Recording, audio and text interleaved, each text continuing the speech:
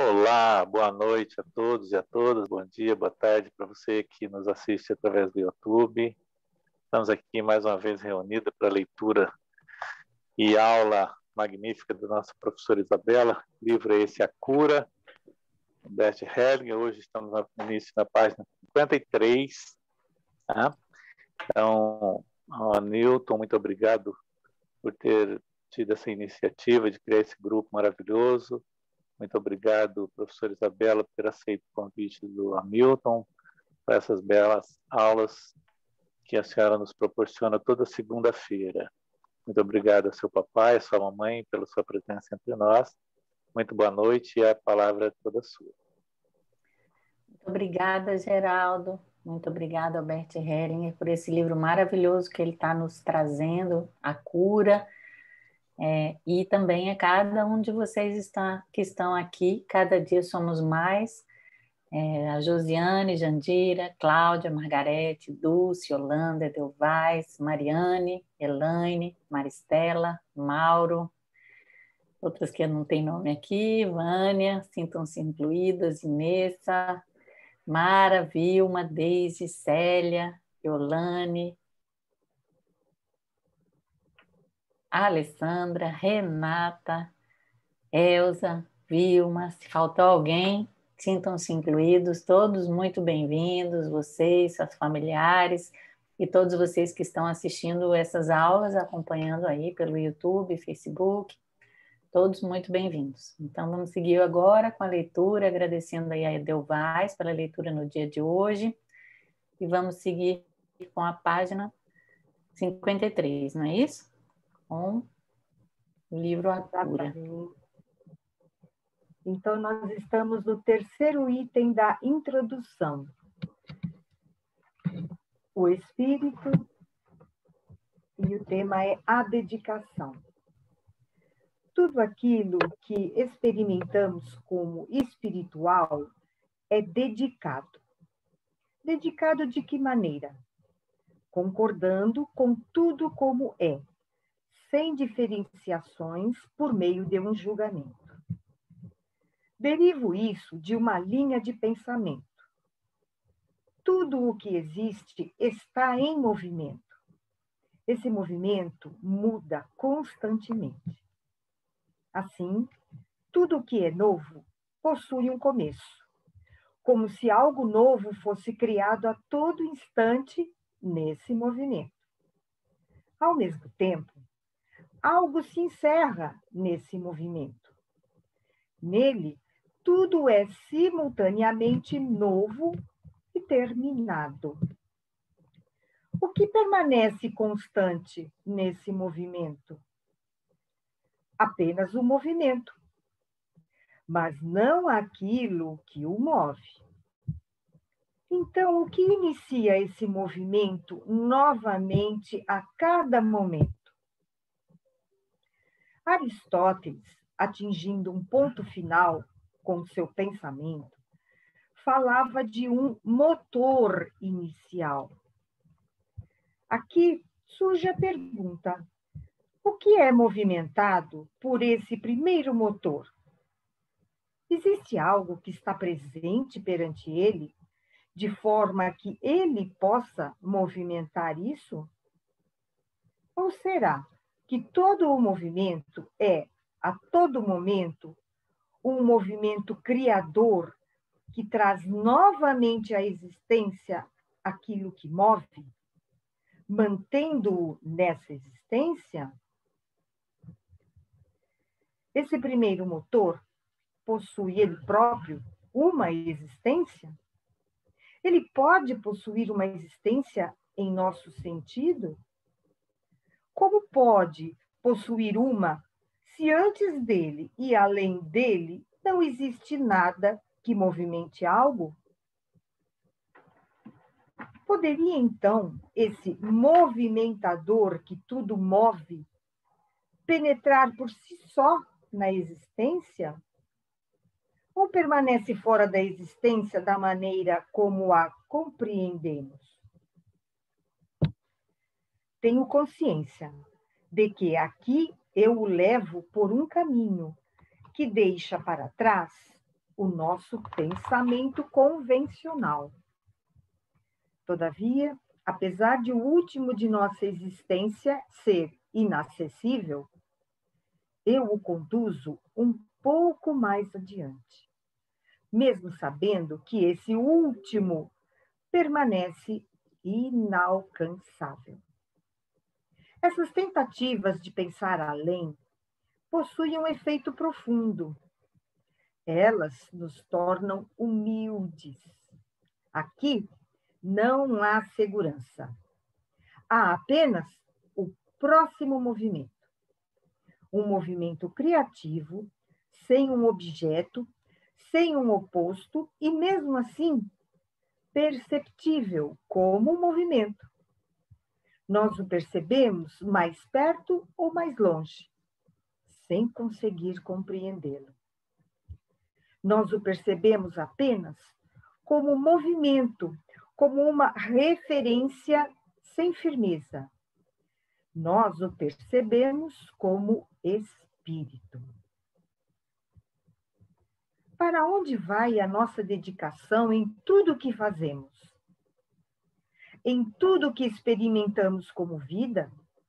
Em tudo o que experimentamos como humano e como amor? Ela vai para um nada infinito, sem um objeto e sem um fim. Ela vai para além de tudo o que pensamos. Ela é isenta de substância, isenta de qualquer coisa na qual possamos nos apoiar. E mesmo assim, somos movidos em tudo a partir de outro lugar. O destino. O destino sempre estabelece um fim. A partir do fim de algo, faz surgir o novo, também provido de um destino que, após certo tempo, sela seu fim.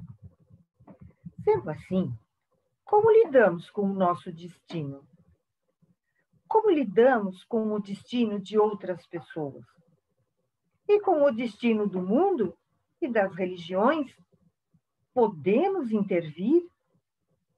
Aquele que intervém sofre o mesmo destino. E quanto às forças do destino, elas permanecem? Ou será também que seu destino as alcança após certo tempo? Essas forças do destino permanecem inatingíveis para aquele que tenta entendê-lo. Impotente perante ele, assim como qualquer outro. Nesse sentido, todo destino é um movimento, é um poder que, apesar de mover tudo, permanece oculto para nós. Você já deve estar se perguntando: o que fazem tais reflexões num livro sobre cura, que trata de saúde e de salvação com relação à doença e a outros destinos? Será que nos posicionamos dessa forma, fora do alcance das forças do destino? Desejamos tomá-las pelos chifres e fazê-las curvar? Que tentativa tola! Seus movimentos são movimentos criativos, infinitamente inacessíveis a nós. Todavia, existem experiências espirituais que nos levam em seus movimentos de efeito curativo, em nós e em outros, se permanecermos em sintonia com os mesmos. A sintonia. Em sintonia com os movimentos do espírito, soltamos-nos. Em que direção poderíamos e deveríamos nos mover a partir de nós mesmos? Soltamos-nos de maneira centrada e desperta ao máximo. Como uma pena levada pelo vento, aterrissamos onde quer que ele nos leve. sem nos mover para fora de nós, somos movidos. Todavia, não sozinhos, mas com tudo o que se move ao mesmo tempo. Ao divergirmos dos movimentos de nossa boa consciência, do nosso medo de perder nossa segurança e o direito de pertencer, neles estaremos presentes de uma outra forma. Ao pertencer, somos carregados e levados de forma diferente em todos os momentos. Como nos percebemos dessa forma, levados por um movimento espiritual? Percebemos-nos presentes, sem preocupações. E mesmo assim, levados ao tempo certo por uma compreensão a uma ação de efeito curativo, surpreendente para nós e para os outros. A pergunta é: e a nossa liberdade? Ela ainda existe? Ela também é movida a partir de outro lugar? A resposta está na história a seguir. A liberdade. Um discípulo perguntou a um mestre: diga-me, o que é a liberdade? Que liberdade? Perguntou-lhe o mestre. A primeira liberdade é a estupidez. Assemelha-se ao cavalo, que relinchando derruba o cavaleiro só para sentir depois o seu pulso ainda mais firme. A segunda liberdade é o arrependimento. Assemelha-se ao timoneiro, que após o naufrágio permanece nos destroços em vez de subir no barco salva-vidas.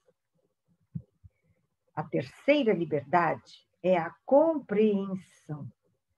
Ela sucede à estupidez e ao arrependimento.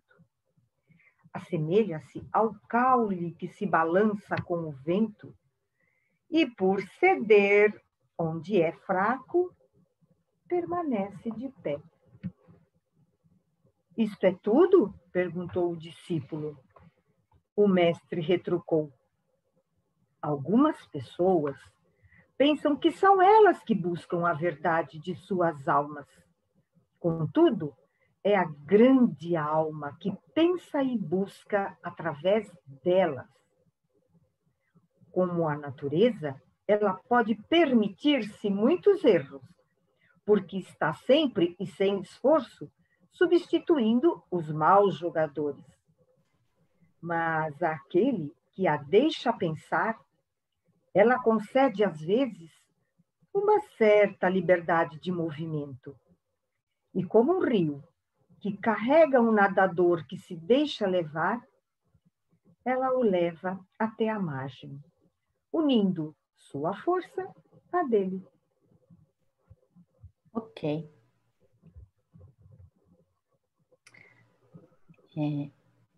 Como vocês podem perceber, nesse livro, Bert Hellinger nos leva a uma reflexão filosófica muito profunda. É um livro já, por assim dizer, tardio da sua obra, né? E existe uma boa parte da obra do Bert Hellinger que são reflexões de cunho filosófico. Nós conhecemos muitos que se referem a os trabalhos, né, de constelação familiar, descrições do trabalho de constelação familiar, mas tem vários outros dedicados a reflexões filosóficas sobre a vida. E essa parte especificamente, aonde ele está falando de sua compreensão sobre o espírito, sobre o destino e sobre como isso se relaciona com a nossa cura, ela é bastante filosófica. Então, vocês podem observar que durante essa parte ele vai nos conduzindo muitas vezes, como ele faz, através de perguntas abertas. Ou seja, ele vai nos conduzindo a refletir, a nos aprofundarmos no conteúdo, sem propriamente dizer, muitas vezes, algo de concreto, algo de fechado, algo de preciso. Então, o que que ele fala sobre essa realidade espiritual? Que ela é dedicada, ele traz uma imagem aristotélica, e aí caberia a quem quiser se aprofundar sobre isso, buscar um pouco mais sobre o pensamento de Aristóteles, mas a ideia de que existe um motor primordial, de que tudo está em movimento e que, ao mesmo tempo, tudo é novo, mas também terminado. Então, é como se existisse esse paradoxo dentro da existência da realidade, né? Onde o que permanece constante é esse movimento, mas não algo que o move. Ele não fala o que é exatamente esse movimento, nem onde esse movimento se inicia. A maneira como ele faz uma referência é chamando de o primeiro motor. Né? Ele fala possui existência, nós possuímos alguma existência em nossos sentidos. Será que ele pode penetrar por si só na nossa existência? Então, ele vai nos conduzindo dessa maneira para algo que nos tira da nossa compreensão tradicional e nos levando de certa maneira, nos aproximarmos daquilo que ele chama de o primeiro motor, ou muitas vezes ele chama de o último, que permanece em última instância inalcançável. Mas vejam bem, qual é o objetivo de tudo isso, de toda essa reflexão filosófica? E aí ele nos traz algo que é muito lindo, porque essas tentativas, ele nos mostra nessas tentativas de pensar sobre isso, especialmente dessa maneira que ele nos conduz, e isso é muito importante, especialmente para o nosso atendimento, porque vocês imaginem se vocês trazem lá uma receitinha de bolo para o seu cliente, é completamente diferente de você levá-lo a refletir, oferecendo perguntas abertas. Então, ele mostra que, mesmo ele não podendo, como qualquer pessoa, descrever com toda precisão o que vem a ser esse espírito, ele fala que esse tipo de pensamento, de questionamento, dessas tentativas, tem um efeito de nos tornar humildes e, por isso, são importantes para a nossa compreensão, especialmente do que ele está tentando nos mostrar, que é a cura. Então, ele diz que para nós, além dessas reflexões que nos tornam humildes, há apenas esta possibilidade de perceber o próximo movimento, que nós podemos perceber se ele está mais perto ou se ele está mais longe, mesmo que a gente não compreenda, nós podemos, através dessa sintonia que ele vai nos conduzindo a compreender, perceber esse movimento. Outra coisa que ele fala que é muito interessante também é sobre essa, né, que é o título dessa parte, sobre essa dedicação, para onde essa dedicação ela nos leva ou ela se dirige, e ele fala nada infinito, sem um objeto, sem um fim, para além do que pensamos, que é algo que é isento de substância, que não temos aonde nos apoiar, mas que, ao mesmo tempo, atua em nós e que, ao pensarmos sobre isso, ao nos abrirmos sobre isso, por mais que seja grandioso, nos traz a possibilidade de, quem sabe, percebermos com mais clareza esse próximo passo, que é o que efetivamente está disponível para nós. Depois, ele também vem falar sobre algo importante, nós usamos muito esse termo, é uma compreensão diferente de outros campos do conhecimento ou das religiões, o que vem a ser o destino. Então, para Bert Hellinger, o destino é aquilo que estabelece um fim e que, a partir deste fim, também é possível que surja algo novo, e o mais importante aqui é como nós lidamos com o destino. Né? Como podemos intervir? Podemos intervir, na verdade, aí ele fala algo que é como se fosse um lema, quer dizer, um conselho, uma compreensão que é muito importante também para o nosso atendimento. Por quê? Quem intervém sofre o mesmo destino. Então, por isso, muitas vezes, melhor do que você dar um conselho, faça isso, faça aquilo, é por aqui, você conduzir a pessoa para que ela mesma possa perceber qual é esse próximo passo. E ele mostra que esse destino permanece sempre inatingível, tanto para nós como para outras pessoas, né, a quem a gente atende, e não temos como compreender. Ele fala do destino como um movimento, que apesar de mover a tudo e a todos, permanece oculto, e que se tratam de movimentos criativos que, em última instância, são inacessíveis, são experiências espirituais, que nos levam a experimentar efeitos curativos que vêm dessa sintonia e também de algo muito importante, porque não é apenas uma sintonia, mas essa sintonia ela envolve uma confiança, um soltar, né? Um soltarmos-nos. De que maneira? Não é apenas nos soltar como se fosse ao léu, né? Ele fala assim de uma pena ao vento, mas a ideia é que é um soltar centrado e desperto. E esse é o trabalho que a gente faz quando somos consteladores ou quando queremos nos desenvolver, nos conhecermos por meio desta abordagem. Outra coisa interessante, observem que quando ele está falando nesse livro, ele já faz uma diferença entre o que são os movimentos da consciência e os movimentos do espírito. Eu me lembro até que a professora Angélica uma vez comentou que toda a constelação familiar clássica foram investigações realizadas no nível do movimento da consciência.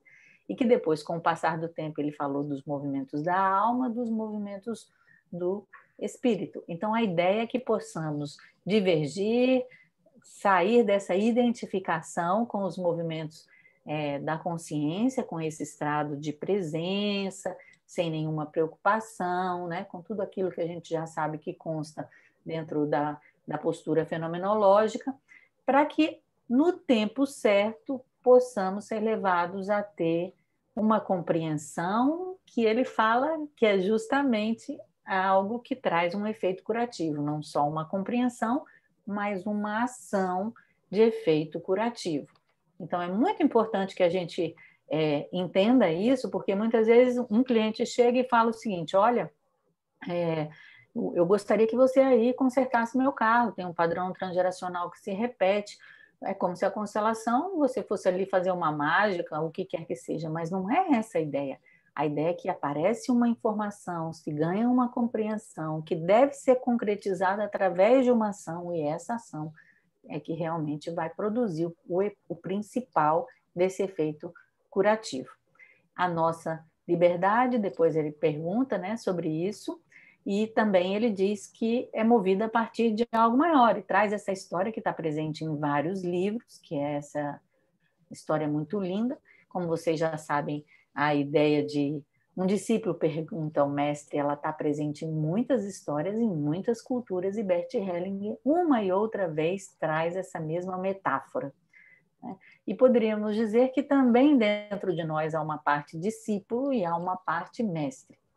E aí ele fala dessa ideia de que a verdadeira liberdade, ele expressa por meio dessa história, que é essa ideia de divergir, em última instância, dos movimentos da consciência que nos prendem, né, como o cavalo ou como o timoneiro, né, a um processo de repetição, por exemplo, como o cavalo, que ele já falou em outras histórias, que é montado por vários cavaleiros, né? Um cavalo que a gente não sabe quem é que nos conduz, que consciência é essa que fica leve, que fica pesada, e que muitas vezes a gente quer se livrar desse peso, como um cavalo que está, por assim dizer, desgostoso com o seu cavaleiro, só para sentir de novo o peso mais forte, que no caso o cavaleiro é a própria consciência.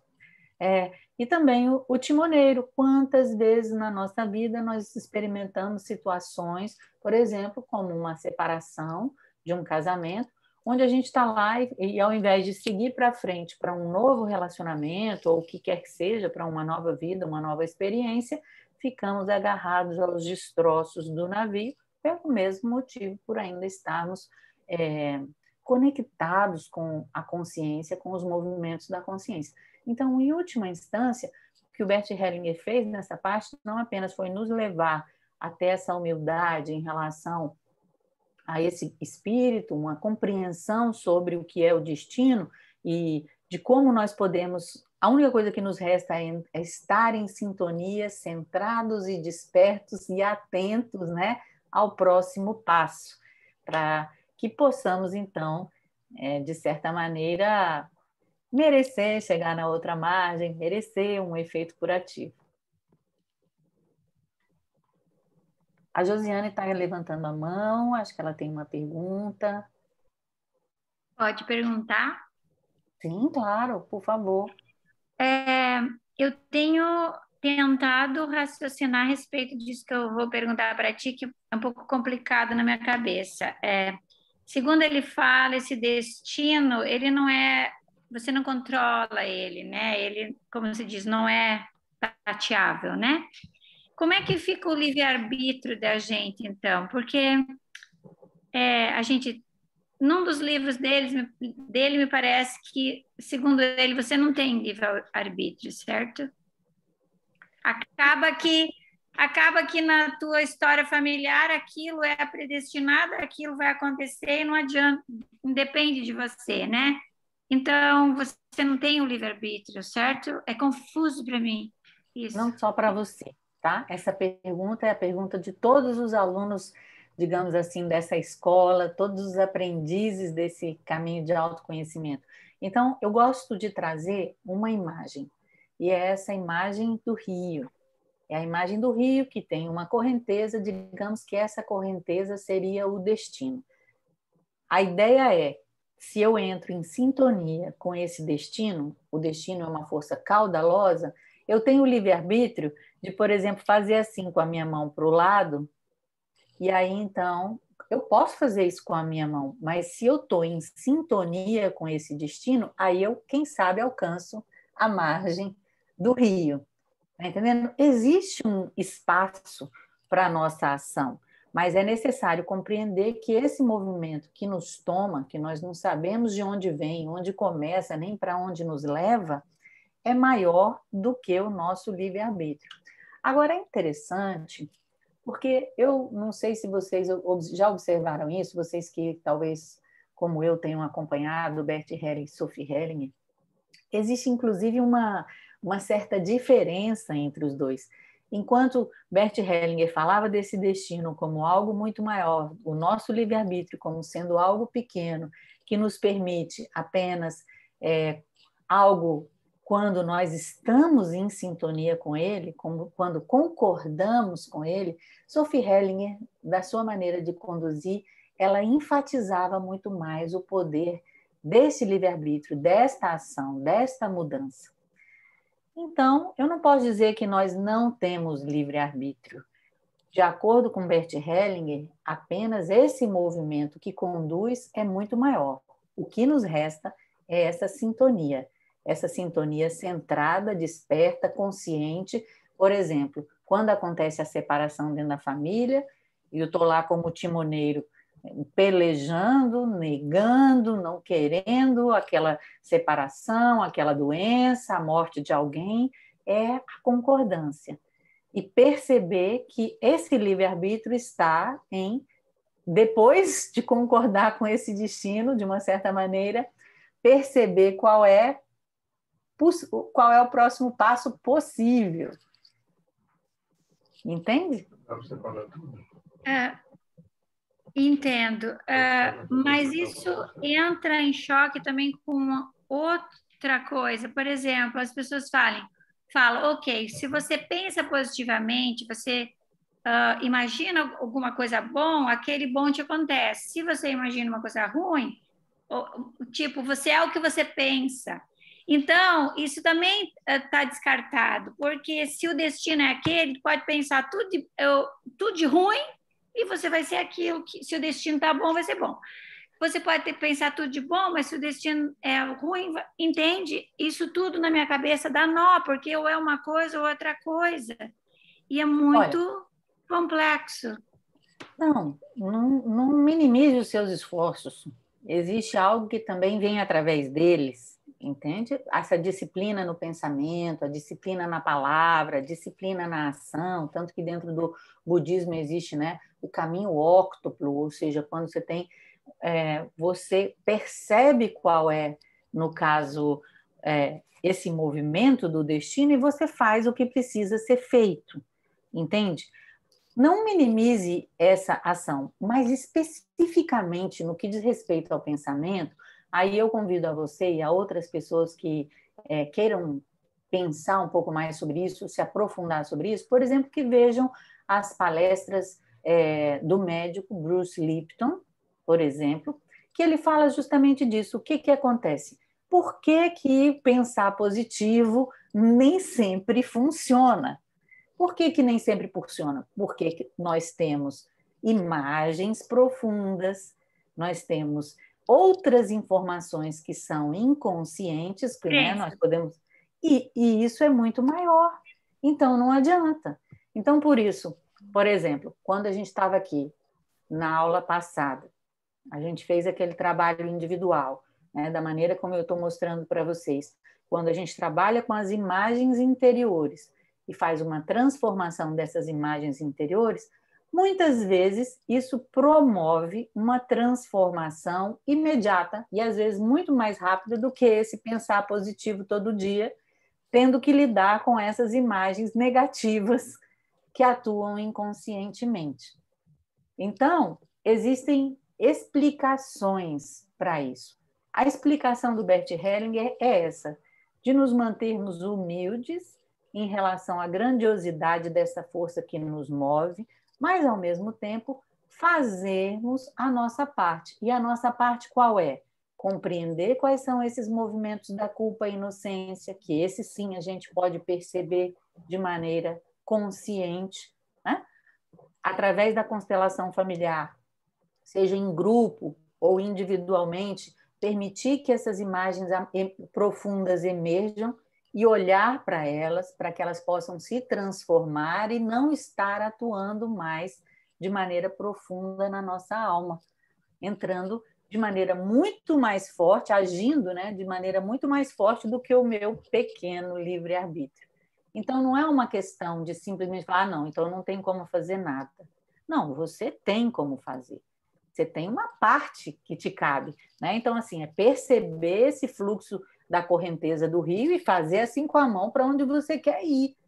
Então, se eu percebo que eu estou nadando e não estou chegando em lugar nenhum, então eu vou olhar para as minhas imagens interiores, eu vou constelar através de uma colocação familiar o que está acontecendo dentro dessa questão, atuando dentro dessa questão. Entende? Ficou mais claro para você? Ficou. Eu acho que é o que eu sempre acreditava, porque eu acho que a gente faz algumas voltinhas, mas o essencial é aquele. Tipo assim, você dá umas voltinhas, tipo assim, o caminho é aquele, o teu destino é aquele, você pode ir para a direita, daí para a esquerda, dar umas voltas, para cima e para baixo, mas no fim você vai chegar lá. O que a alma maior determinou, que ele diz a grande alma, como ele chama, né?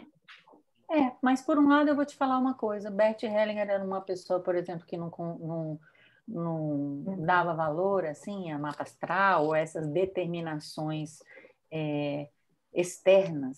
Então, esse é um movimento sempre criativo. Essa é a ideia. Não existe algo assim determinado e fixo.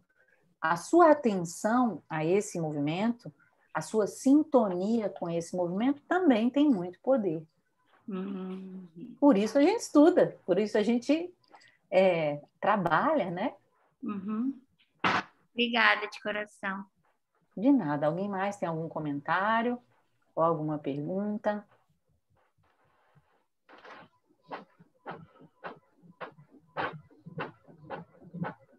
Aqui colocaram já o nome do Bruce Lipton. Ok.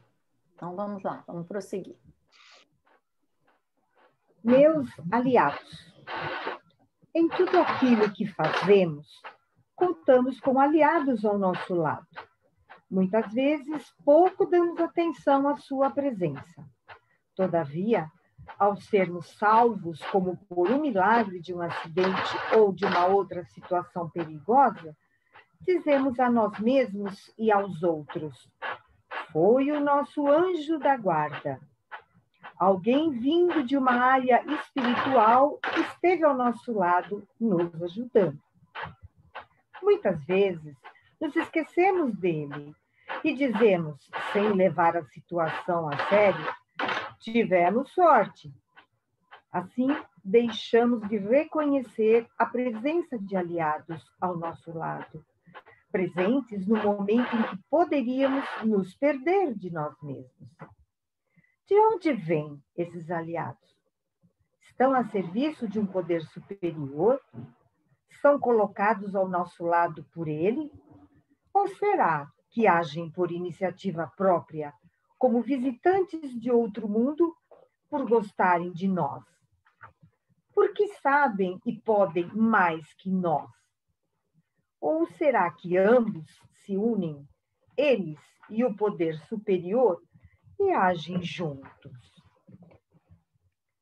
Muitas vezes, nossos aliados vêm quando já não sabemos mais o que fazer. Eles vêm quando atingimos uma situação sem saída. Lembro-me. Então, toma-nos pela mão e nos afastam, sãos de um perigo. Lembro-me que só pude sobreviver como soldado durante a guerra porque tive aliados ao meu lado.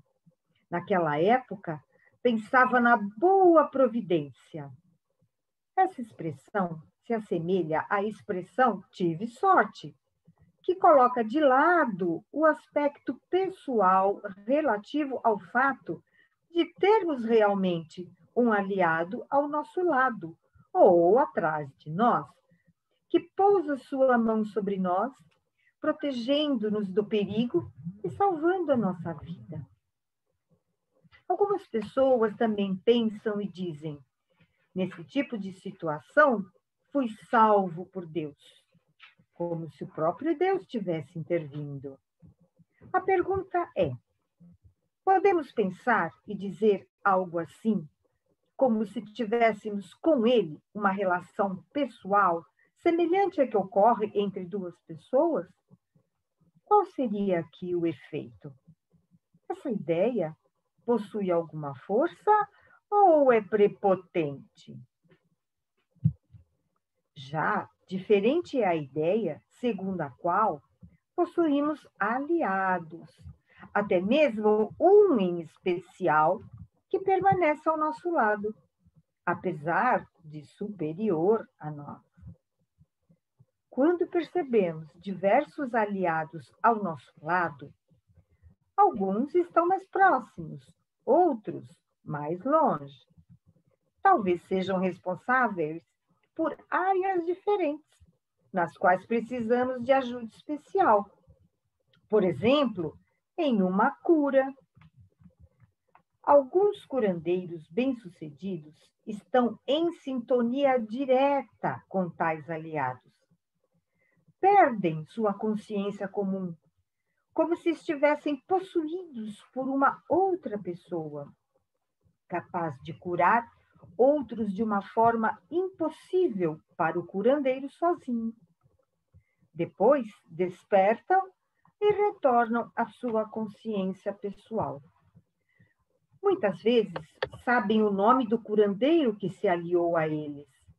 Muitas vezes, trata-se de alguém que, durante sua vida aqui, já havia sido um curandeiro. Tais aliados dão seguimento à sua vida de curandeiro através de outros, aliando-se aos mesmos, prosseguindo a serviço da vida com amor. Por que estou falando sobre isso? Ao nos abrirmos para essa dimensão de nossa existência, pedimos ajuda aos nossos aliados quando não sabemos como prosseguir, pedindo aos mesmos que nos mostrem. Como? Muitas vezes imediatamente, ao nos atrevermos a fazer algo que não nos parece possível com as nossas próprias forças. Mesmo assim, olhamos ao mesmo tempo para além deles, para o que está por trás deles, para seus aliados e para o poder criativo ao qual todos eles servem. curvamo-nos diante dele, sabendo que a salvação encontra-se exclusivamente em suas mãos. O momento. Como entramos em sintonia com os movimentos criativos do espírito? Entramos em sintonia com eles a cada momento. Cada movimento do espírito pensa e quer aquilo que se movimenta. A cada momento, de forma ampla e nova. Não há como imaginarmos esse movimento de outra forma. Isto é um dos lados. Ao compreendermos o que significa o fato de existirmos apenas devido ao fato de sermos colocados e mantidos em movimento por este poder criativo a cada um momento, juntamente com tudo aquilo que se movimenta em nós e à nossa volta. A pergunta é: será que nos permitimos experimentar em nossos sentimentos mais íntimos o que significa penetrar a existência de forma completa e nova a cada momento? Será que nos permitirmos nos percebermos nascidos novamente a cada momento? Será que nos permitimos a cada momento vir a existir novamente? Mas isto, apenas isto, significa acompanhar o espírito, estar totalmente presente a qualquer momento. Existe uma pressa por meio da qual desejamos passar na frente dos movimentos do espírito? Existe ainda uma preocupação ou precaução? Existe ainda um apego a algo que terminou junto com o momento que deixamos para trás? Existe um centramento interno mais profundo que o de momento em momento?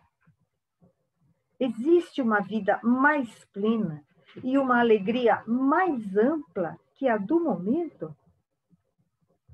O que acontece com o nosso corpo e em nossos sentimentos? Que silêncio profundo nos carrega? Quão despertos nos percebemos? Quão dedicados a tudo? Quão preenchidos? Mostro-lhes essa vida a cada momento por meio de uma história. A plenitude. Um jovem perguntou a um velho: o que distingue você, que quase já era, de mim, que ainda serei? O velho respondeu: eu fui mais.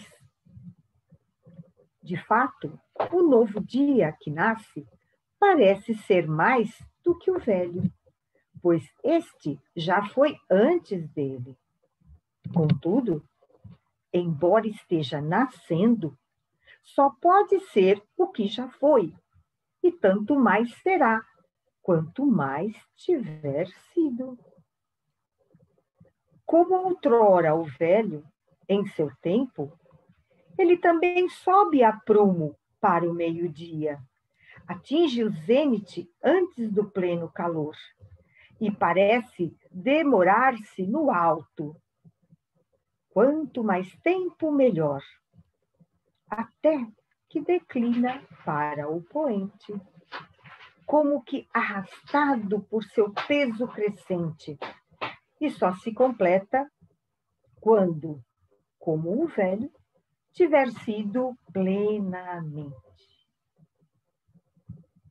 Porém, o que já foi não passou, permanece por ter sido, atua, embora tenha sido, e através do novo que o sucede, torna-se mais.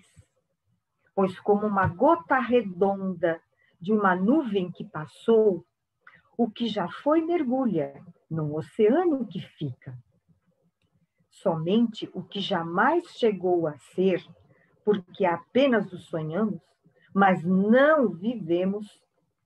Pensamos, mas não fizemos. Apenas rejeitamos, mas não pagamos como preço por aquilo que escolhemos. Somente isso passou. Disso, nada nos resta. O Deus do momento oportuno nos aparece, portanto, como um jovem, como uma franja na frente e uma careca atrás. Pela frente, podemos agarrá-lo pela franja. Por trás, agarramos o vazio. O jovem perguntou: que devo fazer para vir a ser o que você foi? O velho respondeu: seja.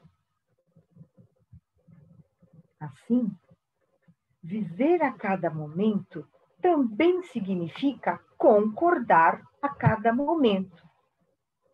E onde fica a felicidade? Onde fica a alegria? Onde ficam os prazeres do amor? Onde fica toda a vida? Eles ficam no movimento do espírito. Agora,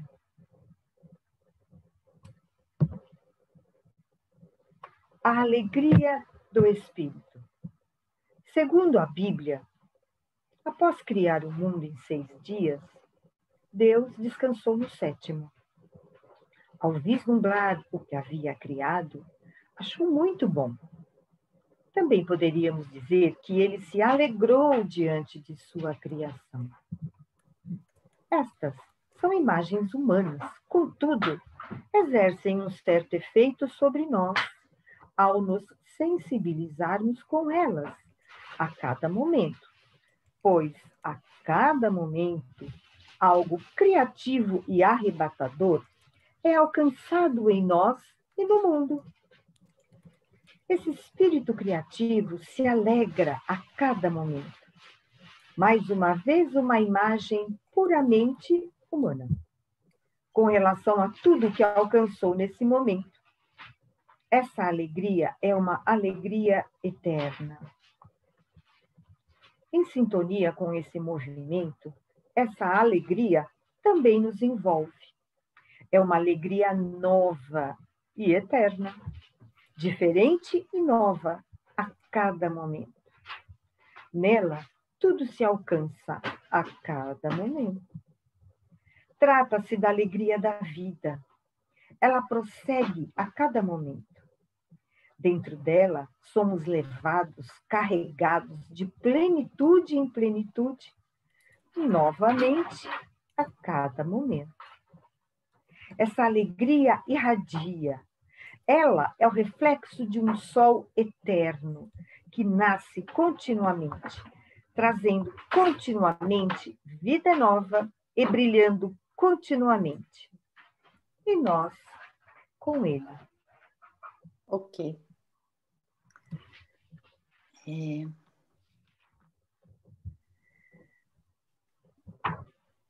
Olhe, que até onde eu me lembro, esse é o primeiro livro onde o Bert Hellinger fala abertamente de aliados.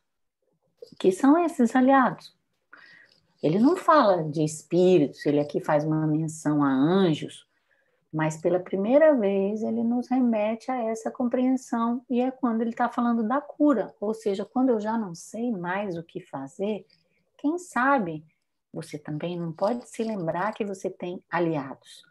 Ele não diz quem são, ele pergunta de onde vêm, estão a serviço, de quem, agem por iniciativa própria, por que eles podem, por que eles sabem mais.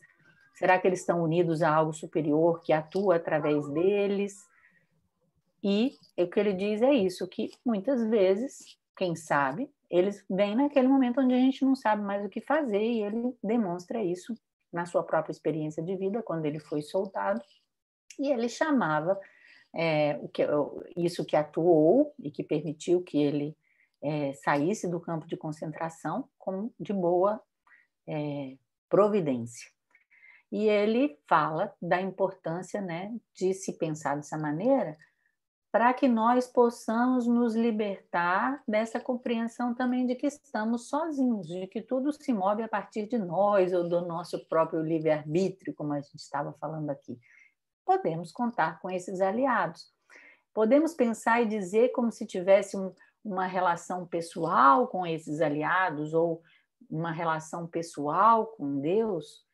Isso ele sempre nos leva além dessas imagens restritas. Ele mostra em vários livros como a gente pode ter uma relação com esses aliados ou com Deus de diferentes maneiras, como uma noiva que está se relacionando com o noivo, e no caso o noivo é o Cristo, ou o noivo é a divindade, como se estivesse numa comunidade de santos, onde eu tenho, por exemplo, assim, amigos e aliados e estou numa relação com eles, ou então eu posso ter uma relação de troca com essa divindade, ou então uma relação, como é que eu posso dizer, de me sentir oprimido, seja por um pai ou por uma mãe.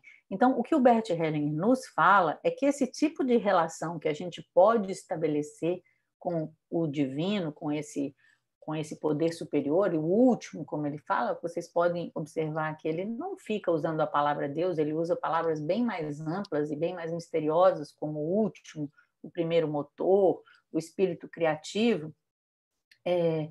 Essas imagens que nós temos são imagens que limitam a nossa, como é que se diz, a nossa compreensão, e que a gente precisa estar atento a elas.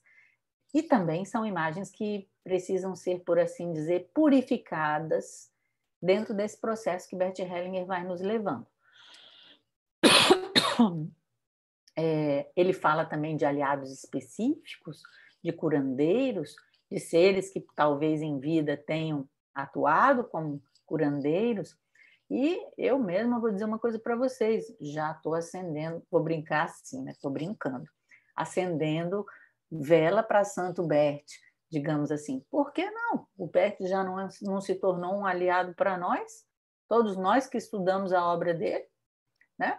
Então, podemos contar, nos abrir para essa dimensão, pedir ajuda quando nós não sabemos mais prosseguir, e isso acontece de uma única maneira, imediatamente. E podemos receber isso no momento, que é o que ele vai falar na próxima parte. Entramos em sintonia a cada momento, de maneira ampla e de maneira nova. Então, por isso é tão importante a purificação dessas imagens que limitam a nossa compreensão, para que a gente possa estar aberto para algo maior, sempre maior, né? E nos permitir, então, a penetrar nesse momento presente, de maneira como se fôssemos aí uma criança que acaba de nascer e observar o mundo, e acompanhar o que ele fala de acompanhar o espírito por esse estado de presença, que é uma das coisas, umas capacidades mais importantes que nós precisamos desenvolver para seguir, seja trabalhando como consteladores familiares, ou seja, crescendo por meio desse conhecimento. Sem pressa, ele fala sem precaução ou preocupação, apego pelo que terminou, olha lá a ideia do timoneiro, percebendo o que acontece dentro do corpo, o que acontece com o nosso sentimento, percebendo essa existência de um silêncio profundo, que esse silêncio profundo nos carrega, de quão dedicado nós estamos a tudo, porque muitas vezes a gente pensa só na nossa necessidade, mas quando a gente vai observar a realidade a partir dessa compreensão sistêmica, de que maneira que eu não estou olhando apenas para mim, mas eu estou olhando para as outras pessoas que estão ao meu redor e as suas necessidades. Quão preenchidos nós nos sentimos por essa força, por esse silêncio, e carregados por ela, que podemos dar um próximo passo. E depois ele traz essa história, que é uma história bastante profunda, né? A história da plenitude. Mas eu quero, antes de falar sobre o conteúdo dela, trazer uma lembrança que talvez alguns de vocês até tenham também, mas Bert Hellinger teve como uma grande inspiração, ele não fala isso diretamente, mas é a inspiração de Confúcio. Confúcio, ele era chamado de o velho mestre, mas o que acontece? Ele tinha pela frente uma cara de criança e por trás, essa imagem que ele traz nesse texto, um velho, que é o próprio tempo. Então, quando ele fala de um jovem que pergunta por um velho, eu posso começar pensando de um jovem que pergunta a um velho. Mas, na verdade, em última instância, também é algo que eu pergunto a mim mesmo. Entende? O que é que distingue de você, que quase já era, de mim, que ainda serei? E aí Bert Hellinger mostra, né? Com a imagem do velho. Eu fui mais, mas ele foi mais por quê? Ele foi mais porque ele foi melhor? Não, ele foi mais porque viveu mais. Então, ele mostra que algo que tem mais tempo, né, que é a ideia da segunda ordem, tem mais sabedoria, tem mais experiência, pode ser considerado esse velho. Que mais que tem aqui de importante nessa história? Aí vem o que eu acho aqui. Porém, o que já foi não passou, permanece por ter sido e atua. Então, tudo aquilo que nós vivemos permanece e atua através do novo que sucede, ou seja, existe uma conexão entre o que passou e o que vem a ser. Outra coisa importante, aí a gente fala assim, puxa, mas tudo que aconteceu, tudo que eu pensei, tudo que eu sonhei, tudo isso atua? E ele diz, não. Aquilo que nós apenas sonhamos, mas não vivemos, pensamos, mas não fizemos, rejeitamos, mas não pagamos o preço, disso nada nos resta. Isso passa, tá? Então, isso também é, de uma certa maneira, um alívio ou não. Então, ele fala desse Deus do momento oportuno, né? Que seria esse que aparentemente é jovem, por um lado, e que é velho, por outro lado. E, ao final dessa história, cujo nome é Plenitude, o jovem no final pergunta, então como é que eu faço para ser como você foi? E o velho respondeu, seja. Assim como uma vez uma pessoa perguntou para o Bert Helling, mas o que eu tenho que fazer para ser um constelador como você? O que eu tenho que aprender? Ele falou assim, o que me diferencia é o tempo. Você também se praticar, você também se seguir por esse caminho, né? Especialmente quando pratica a meditação, o Cosmic Power, a purificação dessas imagens internas, naturalmente vai desenvolvendo esta percepção especial. Então, também é muito bonito, muito bonita essa imagem de Bert Hellinger. Ele acha assim, especialmente a chave que ele nos traz isso, qual é a chave? É concordar a cada momento. E essa ideia de que existe uma alegria inerente na vida, né? E essa alegria inerente, essa alegria que se renova a cada momento, seria esse movimento do espírito, que sempre está presente nesse agora. E aí vem essa última parte que foi lida, né? Que é a ideia da alegria, né? de Deus de ter criado o mundo, e depois ele se alegra, ele mostra assim que são imagens humanas, mas que têm um efeito sobre nós, que nos ajudam a nos sensibilizar sobre esse aspecto tão importante para a nossa cura, para a nossa saúde, que é essa conexão com alvo criativo, arrebatador, com uma alegria, com essa plenitude, que na compreensão dele, essa alegria é uma alegria eterna. Então, poderíamos dizer que essa cura ela parte também dessa sintonia com essa alegria, que é sempre nova, eterna, diferente e que se manifesta de maneira criativa a cada momento. E a coisa mais linda desse texto, né? Ele fala assim, no finalzinho, essa alegria irradia, ela é o reflexo de um sol eterno que nasce continuamente, trazendo continuamente vida nova e brilhando continuamente, e nós com ele. Alguma pergunta? Algum comentário?